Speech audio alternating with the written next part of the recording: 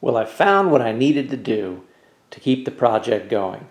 So I went out and I actually bought some used tires because honestly right now I'm thinking about it. I don't want to buy new tires because they're just going to sit. Who knows when this project's going to be done? Is it a year from now? Is it more? I don't know. So why buy new tires and have them dry rotting on the rims waiting for the day when we get on the road? So I went to a local place that sells used tires and I got 4 used tires. Now one of them are the same type, but that doesn't matter. So for the fronts I got 225 45 18s, and for the backs I got 255 45 18s. Those will be the sizes that will be on the car when I get it done, and this will give me a good idea of clearances for lowering the vehicle at some point whenever the engine and drivetrain gets in and all the front sheet metal goes on, and also gives me some idea of if there's going to be any interference in the frame or anything at full lock on the front steering. So that'll be good. So let's go over to the bench and see what's up next. So here are all the parts. I'm going to start working on the brakes. So let's get a little close here and we'll look at what I've got. So these are mostly Raybestos parts, some AC Delco stuff smattered in there as well. So these are the front 2 brake lines, the rubber lines. Now when you get the C5 kit, they're going to tell you to use the Corvette lines, but the ends, specifically that end where it bolts in, is different on the Corvette. So I got the Corvette front brake hoses and they're not going to fit onto the brake line. So I had to get the G-body brake lines for the front to be able to make that work.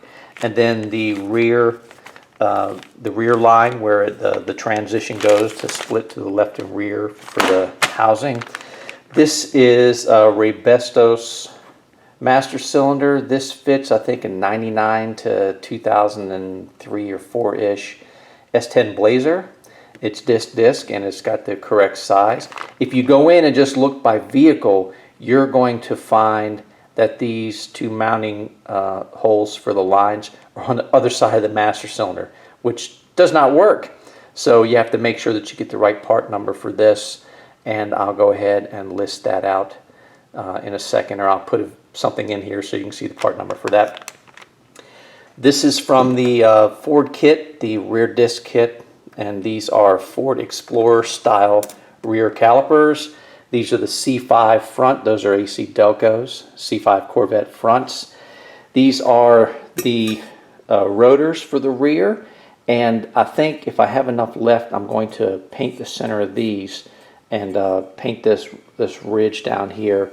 Usually where you see like surface rust start to gather is right at the solid ridge here and on the hat. So I'm going to try to coat that so it kind of cuts down on corrosion. I'm trying to keep it looking nice, and all the stainless lines that are left over. So that is everything, and a big old thing, a .3 brake fluid.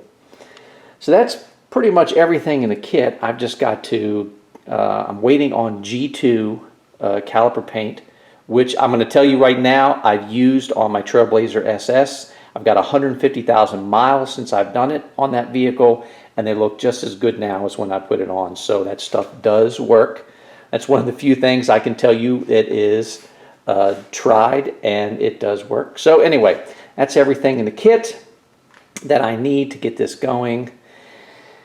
So now it's just a matter of doing it, right? So let's hold on and I'll break out the G2 kit and then we'll start painting calipers. If there's any left over, paint the rotors too. This is the G2 kit. So let's pop this open and see exactly what you get with it. You get a big can non-chlorinated brake cleaner. Let's see. Some advertisement. Sit that off to the side.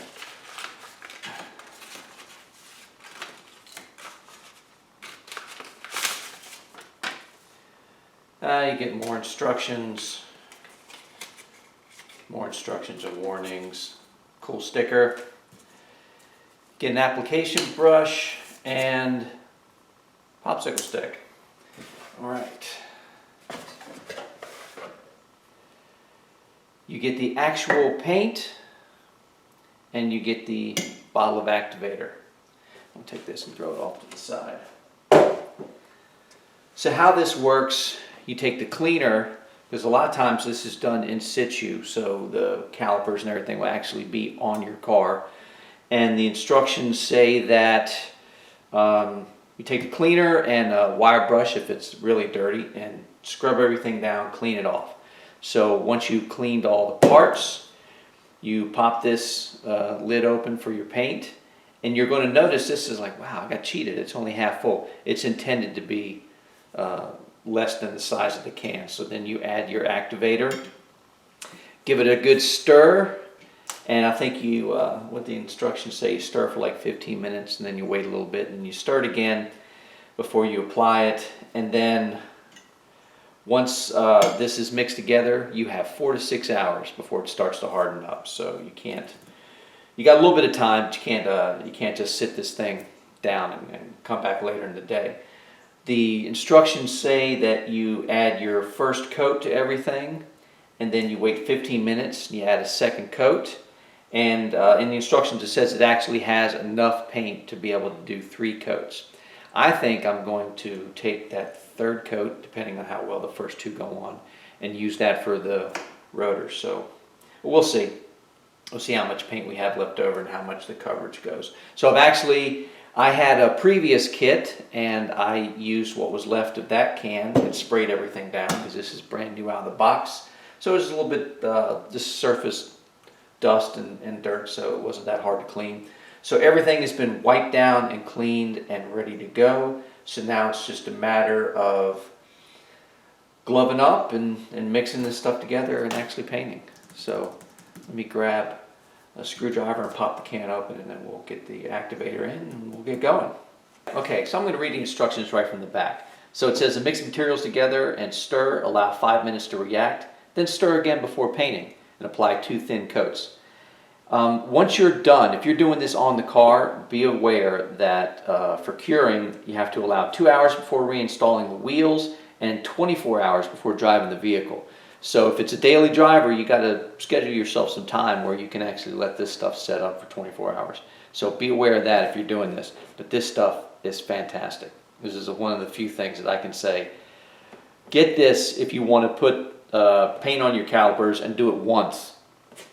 This stuff is good. Anyway, let's go. So let's get this open.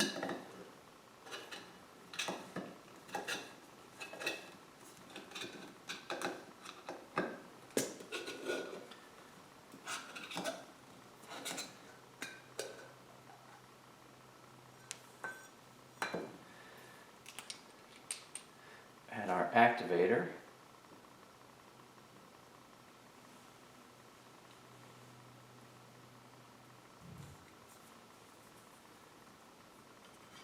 Now we stir.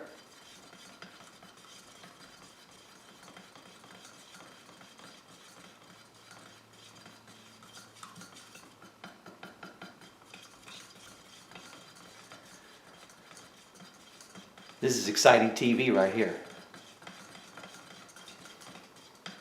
If you're lucky at the end of this, I'm going to let you watch the paint dry.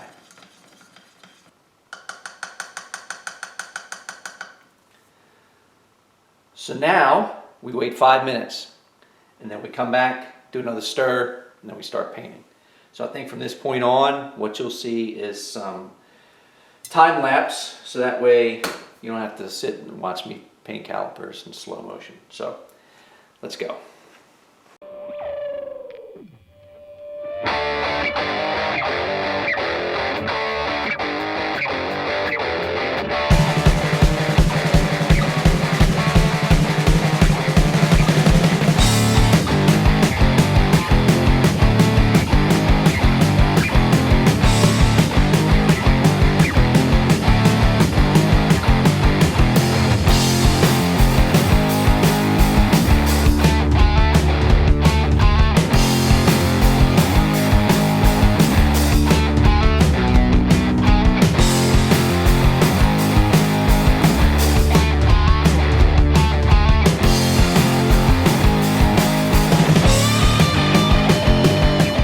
Well, that's coat number 1.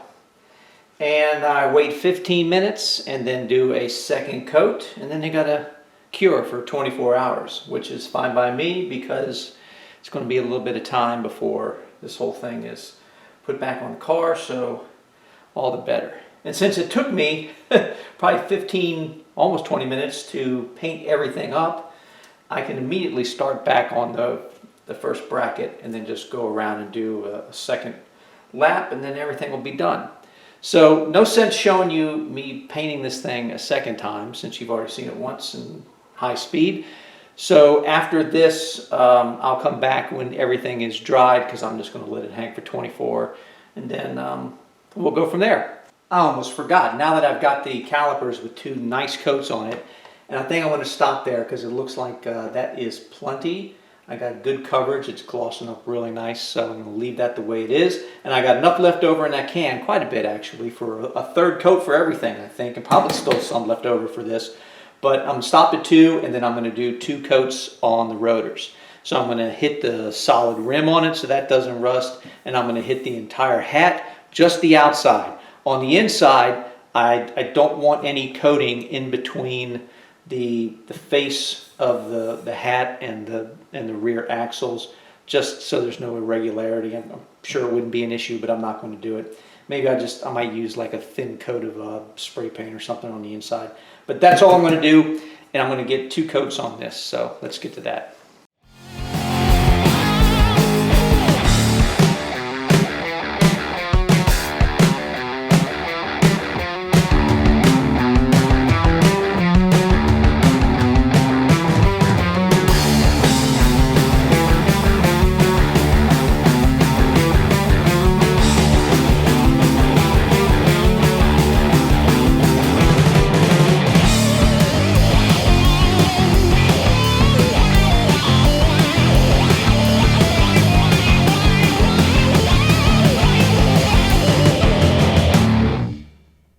Well, there's the first coat done, so I'll wait 15 minutes and then I'll do a second coat. I even did a little overlap onto the rotor surface. Once the brakes go around a couple times, it'll wear that right off, but you won't get that, because sometimes the pad won't cover the exact width of the rotor, so there's always a little edge on one side or the other, and then you get that rust ring. So hopefully this will prevent that, because it'll be a wear pattern in just the size of the brake pad itself. So we'll see how that works out, but that's what I'm going to do. One more coat and then it's up for 24 hours. 28 hours later and everything is cured and ready to go. Very happy with the finished product. Everything's looking sweet. Love it. Gloss is perfect. And as you'll see, I have some custom vinyl that I put on the front calipers, kind of give it a little extra touch. Very nice. So I think we're probably hitting around 16 to 18 minutes on this. So let's just stop it here, and then we'll come back on the next video and I'll install the brake lines and get all these calipers on, and we'll start going on bleeding brakes and stuff. So I think that's going to be it for now. As always, hit that subscribe button, share this with a friend if you know someone who might be interested. And if you're so inclined, visit my t-shirt shop. All the proceeds help keep this project going. So until next time, thanks for showing up. See you later.